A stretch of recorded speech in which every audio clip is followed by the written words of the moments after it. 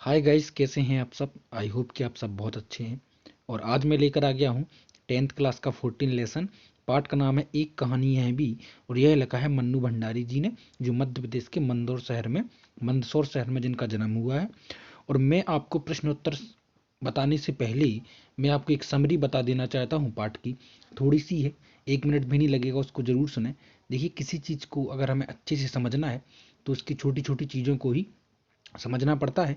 तो question answer करने से पहले उसकी थोड़ी सी समरी हम आपको बता देना चाहते हैं। तो देखिए, चलिए, तो आपके सामने समरी है कि ये एक कहानी है भी, यह पाठ का नाम है। के संदर्भ में सबसे पहले तो हम यह जान लें कि मन्नू भंडारी ने पारिभाषिक अर्थ में कोई सिलसिलेवार आत्मकथा नहीं लिखी है। मतलब कि कोई भी उनने आत्मकथा नहीं लिखी है। इस पाठ में भी उनने अपने बारे में कुछ थोड़ा सा ही जिक्र किया है। अपने आत्मकथ्य में उन्होंने उन व्यक्तियों और घटनाओं के बारे में लिखा है जो उनके लेखकीय जीवन से जुड़े हुए हैं। लेखकीय मतलब उनकी जो जो मतलब उनका वह जीवन है जो उनकी रचनाओं पर, जैसे उनने व्यक्तिगत जीवन से जुड़ी कोई भी ऐसी घटना नहीं बताई है। उनने केवल वह घटनाएं बताई हैं जो उनकी लेखक जीवन से जुड़ी हैं, है ना। वो लिखती थी, लेखिका थी। तो देखिए, जो उनके लेखकीय जीवन से जुड़े हुए हैं। संकलित अंश में मन्नू जी के किशोर जीवन से, किशोर है ना, बच्चे से बड़ा होता है किशोर। तो किशोर जीवन से जुड़ी घटनाओं के साथ उनके पिताजी और उनकी कॉलेज की प्राध्यापिका शीला अग्रवाल का व्यक्तित्व विशेष तौर पर उभर कर आया है। इस पाठ में हमें उनके पिताजी के बारे में और उनकी जो अध्यापिका थी शीला अग्रवाल जी, उनके बारे में भी पता चलेगा, जिन्होंने आगे चलकर उनके लेखकीय व्यक्तित्व के निर्माण में महत्वपूर्ण भूमिका निभाई है।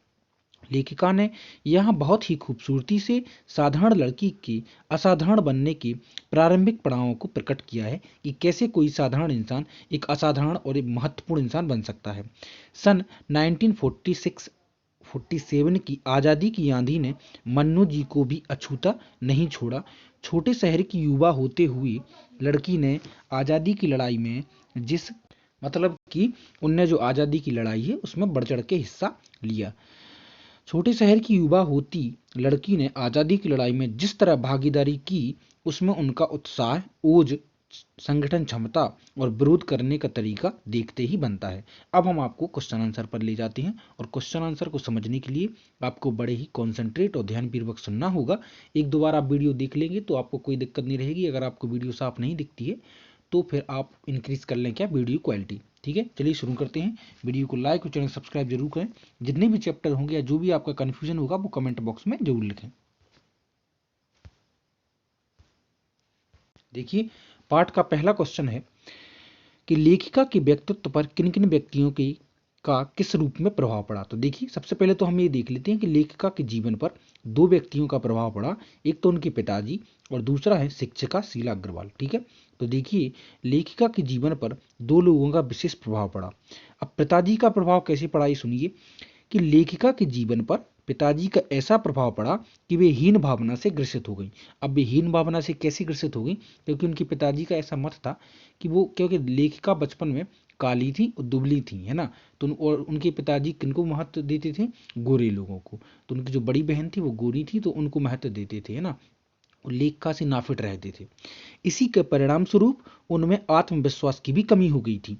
पिता के द्वारा ही उनमें देश की भावना का निर्माण हुआ। पिताजी क्या है, जो है पिताजी जो है आज़ादी के लिए अपने घर में सभाएं एकत्रित करते रहते थे।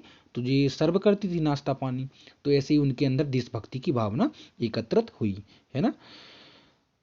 अब दूसरा है कि शिक्षिका शीला अग्रवाल का प्रभाव। अब शीला अग्रवाल का प्रभाव देखिए कैसे पड़ा कि शीला अग्रवाल की जोशीली बातों ने एक ओर लेखिका की खोए आत्मविश्वास को पुनः लौटाया, तो दूसरी ओर देश प्रेम की अंकुरित भावना को उचित माहौल प्रदान किया। उनकी कौन ने, शिक्षिका ने, जिसके फलस्वरूप लेखिका खुलकर स्वतंत्रता आंदोलन में भाग लेने लगी। आई होप कि आपको समझ में जरूर आया होगा। अब दूसरा प्रश्न है आपके सामने कि इस आत्मकथ्य में लेखिका के पिता ने रसोई को भटियार खाना कहकर क्यों संबोधित किया है। तो सुनिए, इसका उत्तर है कि लेखिका के पिता का मानना है कि रसोई का काम में लग जाने के कारण लड़कियों की क्षमता और प्रतिष्ठा नष्ट हो जाती है।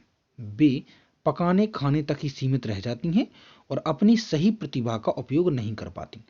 इस प्रकार प्रतिभा को भट्टी में झोंकने वाली जगह होने के कारण ही वे रसोई को भटियार खाना संबोधित करते थे, कि जहाँ पर लोगों की क्या होती है, जो प्रतिभाएं होती हैं, स्किल होता है उनका, उनकी है ना क्षमता होती है, वो क्या हो जाती है, बेकार हो जाती है। इसीलिए उनने ऐसा कहा है कि यह तो भटियार खाना है ना।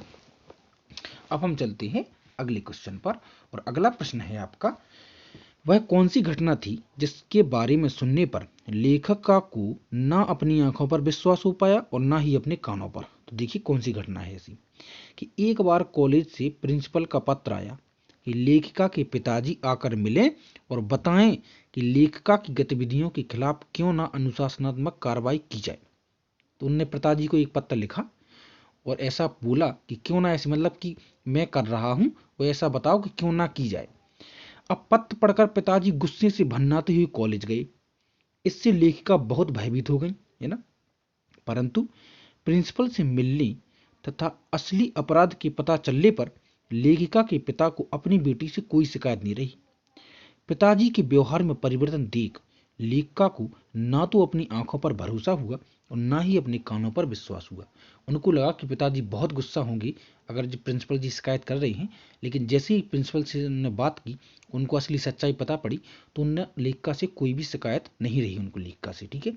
तो इस बात का उनको बहुत आश्चर्य हुआ कि पिताजी ने मुझे डांटा क्यों नहीं और गुस्सा क्यों नहीं हुए, ठीक है।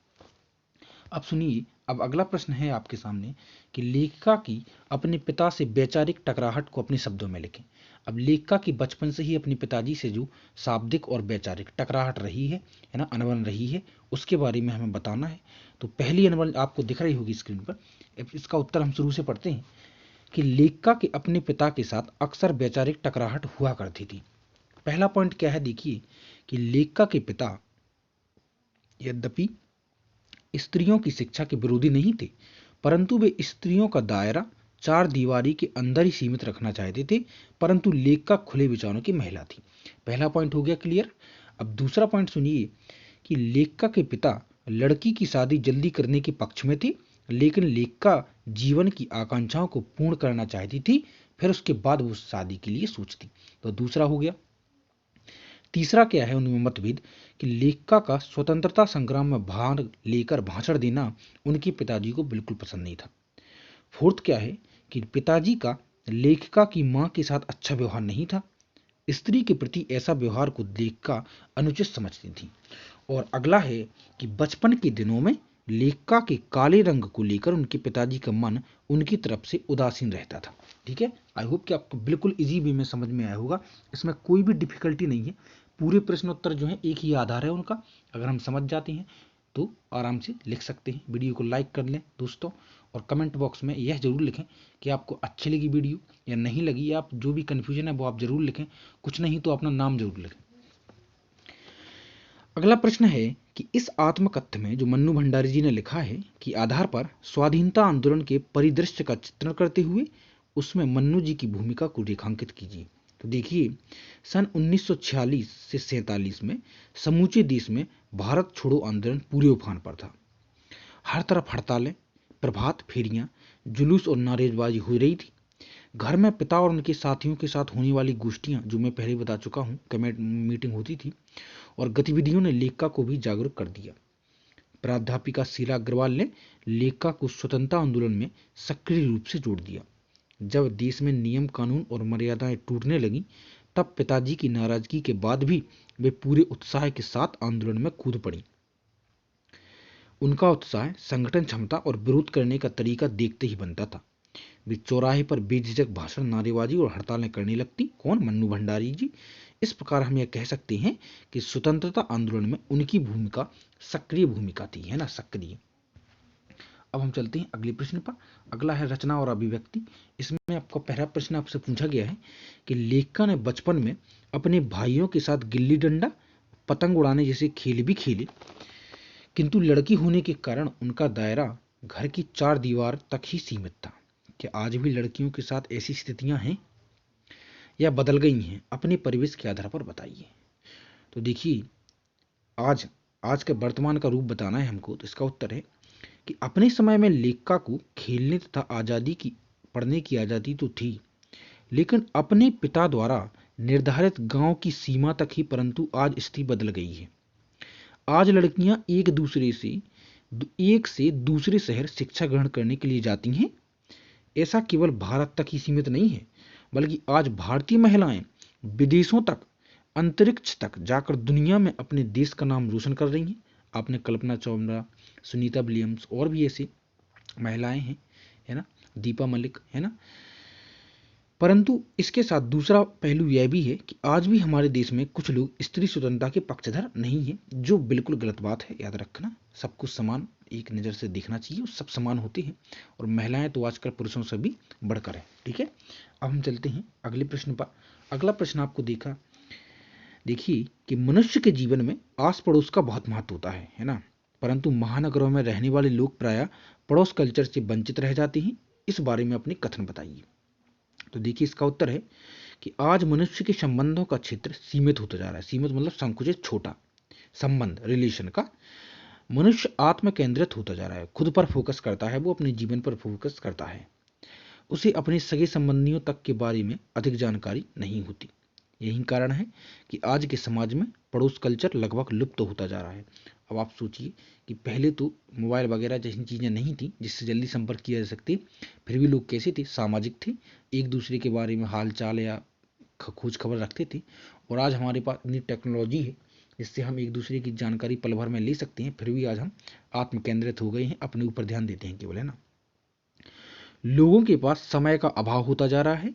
मनुष्य के पास इतना समय नहीं है कि वे अपने पड़ोसियों से मिलकर उनके बातचीत कर सके। ठीक है, अब हम भाषा अध्ययन पे आ जाते हैं, और भाषा अध्ययन में आपसे पूछा गया है कि इस आत्मकथ्य में मुहावरों का प्रयोग करके लेखिका ने रचना को रोचक बनाया है। रेखांकित मुहावरों को ध्यान में रखकर कुछ और वाक्य बनाया आप। इस बीच पिताजी, देखिए का पहला पॉइंट आपको दिया गया है का, कि इसी बीच पिताजी की एक निहायत दकियानूसी मित्र ने घर आकर अच्छी तरह पिताजी की लू उतारी, है ना, लू उतारी। तो सुनिए, रेखांकित मुहावरों को और कुछ वाक्य बनाना है। तो देखिए, लू उतारी का एक वाक्य इस तरह से बनेगा कि होमवर्क ना करने से शिक्षक ने अच्छी तरह से छात्र की लू उतारी, मतलब खबर ली उसकी, है ना। दूसरा खा है इसमें प्रश्न में, देखिए कि वे तो आग लगाकर चले गए और पिताजी सारे दिन भभकते रहे। तो आग लगाकर, है ना, तो देखिए आग लगाना, तो इसका बनेगा कि कुछ मित्र ऐसे भी होते हैं जो घर में आग लगाने का काम करते हैं।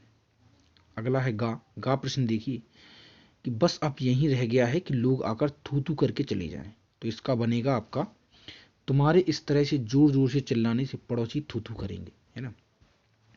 और अगला है कि पत्र पढ़ते ही पिताजी आग बबूला हो गए। तो इसका उत्तर है कि मेरे स्कूल नहीं जाने से पिताजी आग बबूला हो गए, गुस्सा ज़्यादा ही हो जाए, है ना।